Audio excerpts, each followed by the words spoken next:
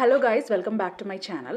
2026 തുടങ്ങുമ്പോൾ തന്നെ ഒരുപാട് ആത്മഹത്യകൾ, ഒരുപാട് ക്രൂരമായ കൊലപാതകങ്ങൾ, 6 വയസ്സുകാരെ പീഡിപ്പിക്കുന്ന കേസുകൾ, സ്വന്തം അച്ഛൻ പിന്നെ ആത്മഹത്യ ചെയ്യുന്ന കേസുകൾ, അങ്ങനെ ഒരുപാട് കാര്യങ്ങൾ ഇങ്ങനെ വന്നുകൊണ്ടിരിക്കുകയാണ്. ഞാനിപ്പോൾ പറയാൻ പോകുന്ന വിഷയം എന്ന് പറയുന്നത് ചിന്നു പാപ്പുവിൻ്റെ എന്ന വ്ളോഗർ അല്ലെങ്കിൽ ഇൻഫ്ലുവൻസറിൻ്റെ ഒരു ആത്മഹത്യയെക്കുറിച്ചാണ്. അത് വന്നതിന് ശേഷം ഞാനത് റിയാക്ട് ചെയ്യണമെന്ന് വിചാരിച്ചിരുന്നു.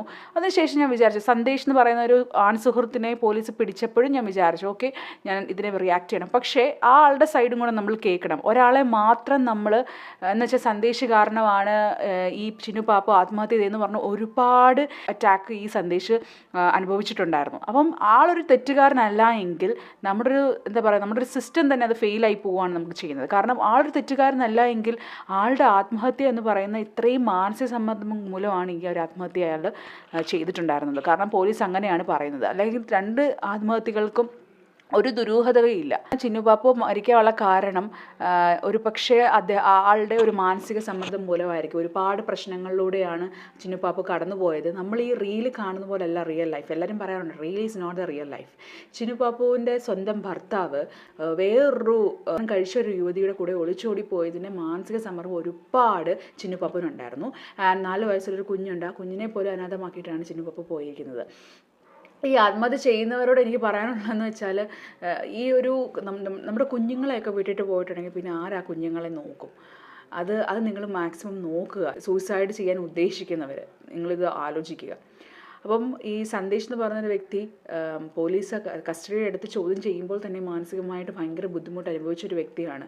ഭയങ്കര കുറ്റബോധം ഉണ്ടായിരുന്നു. ബിക്കോസ് ഈ ചിന്നു പാപ്പു അല്ലെങ്കിൽ രേഷ്മ മരിക്കുന്നതിന് 4 ദിവസം മുൻപ് സന്ദേശുമായിട്ട് തർക്കവും കാര്യങ്ങളും, അവർ തമ്മിലുള്ള കുറച്ച് തർക്കവും കാര്യങ്ങളൊക്കെ ഉണ്ടായിരുന്നു. അപ്പോൾ അതിൻ്റെയൊക്കെ ഉള്ളൊരു കുറ്റബോധം ഓൾറെഡി ഈ ഒരു സന്ദേശിനുണ്ടായിരുന്നു.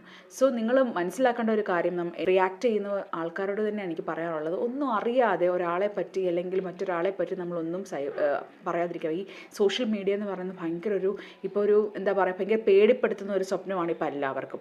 അപ്പം ഈ സോഷ്യൽ മീഡിയയിലൂടെ ആരെങ്കിലും ഒന്ന് അറ്റാക്ക് ചെയ്ത് കഴിഞ്ഞാൽ പിന്നെ ജീവിതം പോയി എന്നുള്ള രീതിയിലാണ്. കാരണം അത്രമാത്രം സന്ദേശ് എന്ന് പറയുന്നൊരു വ്യക്തി സോഷ്യൽ മീഡിയയിൽ കൂടെ സൈബർ അറ്റാക്ക് നടത്തിയിരുന്നു ചിന്നുപാപ്പുവിൻ്റെ മരണശേഷം. അപ്പോൾ അദ്ദേഹം മരിച്ചത് കാരണം ഇപ്പം അയ്യോ പാവം കൊച്ചെറുക്കനായിരുന്നു, എന്തിനാണ് അദ്ദേഹം മരിച്ചതെന്നൊക്കെ കാണിക്കുകയാണ് ഇപ്പം വരുന്നത്. ഈ ഒരു നിലപാട് നിങ്ങൾ മുന്നേ എടുത്തിരുന്നെങ്കിൽ ആ ഒരാൾക്ക് അത്രയും മാനസിക സമ്മർദ്ദം നിങ്ങൾ ഈ ഒരു സോഷ്യൽ മീഡിയയിൽ കൊടുത്തില്ലായിരുന്നെങ്കിൽ ഒരുപക്ഷെ ആൾ ഇപ്പോഴും ജീവനോടെ ഇരുന്നേനെ. ആ ആളുടെ ഒരു തെറ്റുകൊണ്ടല്ല ചിന്നുപാപ്പു ആത്മഹത്യ ചെയ്തതെന്ന് പോലീസിന് ബോധ്യപ്പെട്ടതിന് ശേഷമാണ് അദ്ദേഹത്തിനെ വെറുതെ വിട്ടത്.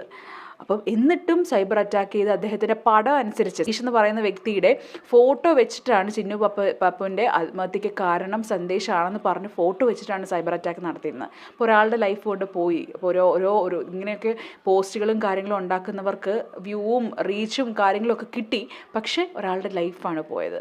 അപ്പം ഇങ്ങനെയൊക്കെ